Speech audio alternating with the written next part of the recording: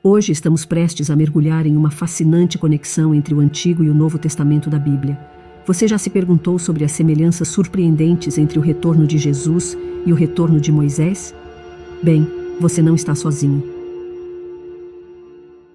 A Bíblia descreve o retorno de Jesus muito similarmente como a narrativa do retorno de Moisés do Monte Sinai, conforme registrado no livro de Êxodo. Isso é digno de nota. Segundo Êxodo capítulo 19, versículos 11 ao 16, quando Jesus retornar, seja do céu ou do Monte Sião à Nova Jerusalém, ocorrerá um retumbante som de trombeta. Agora, se considerarmos o que aconteceu quando Moisés regressou do Monte Sinai, ouvimos o som da trombeta.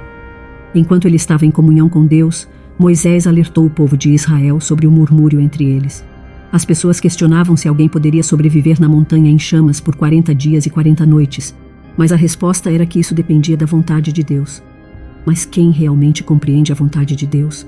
Você tem alguma ideia? Passaram-se 32 dias desde que Moisés subiu a montanha e não havia sinal dele. O povo começou a questionar se deveriam esperar indefinidamente ou voltar ao Egito, com medo de morrer no deserto. A impaciência se manifestou, com as pessoas perguntando: por que ele está demorando tanto para voltar? Ele prometeu que retornaria. O que está levando tanto tempo? Isso ilustra como as situações se assemelham ao que ocorre atualmente. Da mesma forma, a Bíblia prevê que antes da volta do Cristo, o mundo questionará: onde está a prometida vinda? Já se passaram quase 2000 anos, e as pessoas se indagam onde ele está e por que está demorando. Essa prolongada espera ecoa a história de Moisés. Infelizmente, muitos se afastarão devido a essa demora. Quando Moisés finalmente retornou do Monte Sinai, aqueles que estavam do lado de Deus foram convocados a se aproximar dele, enquanto os rebeldes que adoraram ídolos enfrentaram a destruição.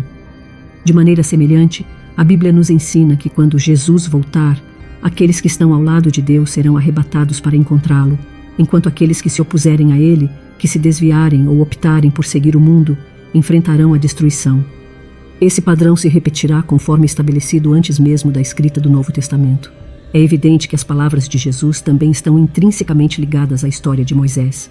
Observe o que ele disse em Lucas: isso é o que eu vos disse enquanto estava convosco. Tudo o que está escrito sobre mim na lei de Moisés, nos profetas e nos salmos deve ser cumprido. Jesus desejava que as pessoas entendessem que tudo o que estava escrito no Antigo Testamento se referia a ele. E essa conexão é claramente visível na história de Moisés. Moisés realizou feitos milagrosos que inspiraram o povo, mas quando subiu a montanha para seu encontro com Deus e demorou a retornar, a incredulidade começou a se espalhar.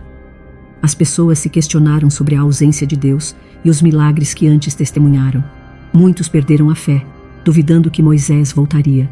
De maneira semelhante, Jesus também realizou notáveis milagres e maravilhas. Quando ele ascendeu ao Monte Sião à direita de Deus, isso ecoou a história de Moisés. Atualmente, muitos se perguntam onde está Jesus, se ele está retornando e por que está demorando tanto.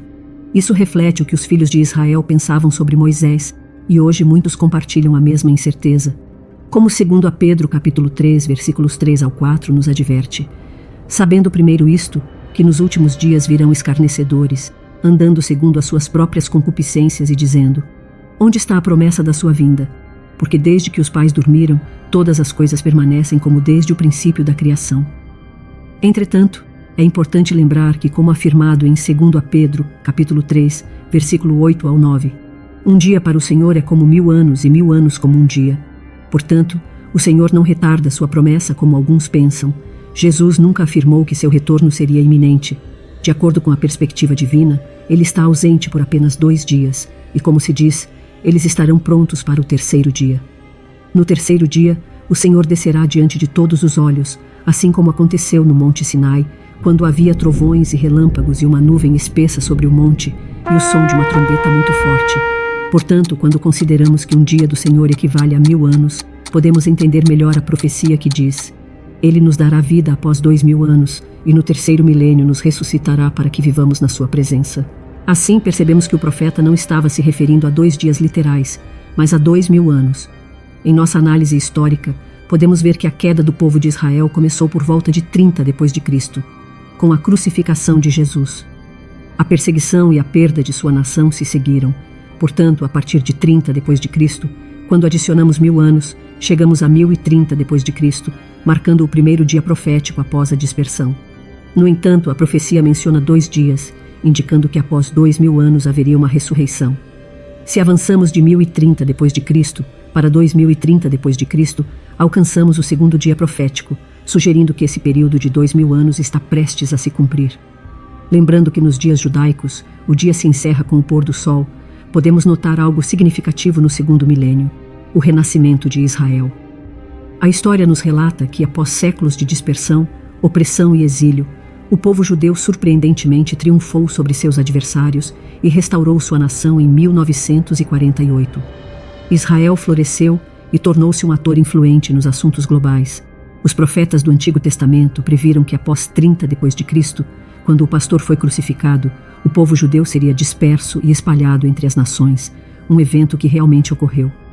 No entanto, eles também profetizaram que após 2 dias, mas antes do terceiro dia, o povo seria ressuscitado, o que se concretizou em 1948.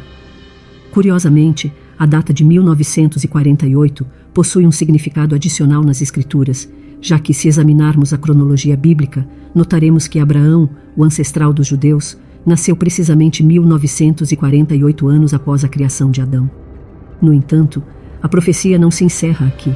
Ela afirma que após 2 dias eles seriam ressuscitados, o que ocorreu no segundo milênio ou no segundo dia profético após a crucificação de Cristo. Mas a profecia também menciona algo crucial. No terceiro dia, eles serão levantados para viver na presença dele. Este terceiro dia, a partir da morte de Cristo, começará por volta de 2030 d.C. e se estenderá por 1000 anos, conforme um dia é como 1000 anos nos tempos divinos. Quanto à segunda vinda de Jesus, ninguém sabe a data ou a hora exata. No entanto, a Bíblia menciona um período de 3 anos e meio, durante o qual Cristo enfrentará a oposição antes de sua volta. Portanto, quando esse período ocorrer, poderemos estimar o ano de sua vinda. Assim, a profecia de Oséias nos lembra que em algum momento após 2030, algo significativo acontecerá. No entanto, só o tempo revelará o que está por vir. É importante acompanhar os eventos com cuidado para entender melhor o seu cumprimento. Como você já deve ter percebido, muitos de vocês têm levantado essa questão. Eu admito que não tenho uma imagem precisa da linha do tempo, mas posso afirmar que os próximos anos prometem ser emocionantes. O que torna isso ainda mais interessante é que, se estudarmos cuidadosamente a cronologia bíblica, veremos que chegamos a um ponto em que passaram aproximadamente 6.000 anos desde a criação de Adão, mais ou menos.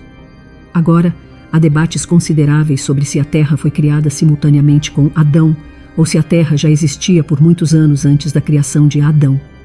De acordo com o livro de Gênesis, a Terra estava sem forma e vazia, e depois Deus criou Adão. Essa é uma discussão complexa por si só. Entretanto, a cronologia nos indica que Adão foi criado cerca de 6.000 anos atrás, aproximadamente. Por volta de 2030, chegaremos ao 7º milênio desde Adão. O ponto intrigante aqui é que, após a morte e ressurreição de Jesus, supondo que sua ressurreição tenha ocorrido em torno de 30 d.C., conforme a maioria dos historiadores acredita, considerando seu nascimento por volta de 4 d.C., teríamos aproximadamente 2.000 anos até 2030, certo? Isso significa que, coincidentemente, o 7º milênio desde Adão começa a despontar em torno de 2030.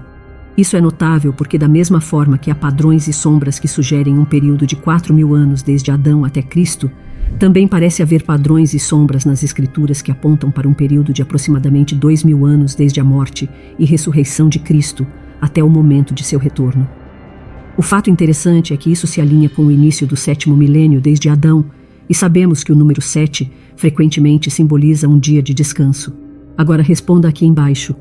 Você está preparado para a volta de Jesus? E se você ainda não deixou o like e nem se inscreveu no canal, não perca mais tempo. Este é o momento. E se você deseja explorar e entender muito mais dessa fascinante jornada pela Bíblia, venha conhecer ainda mais o livro sagrado, de forma totalmente online e simplificada, acessando o primeiro link da descrição ou pelo comentário fixado.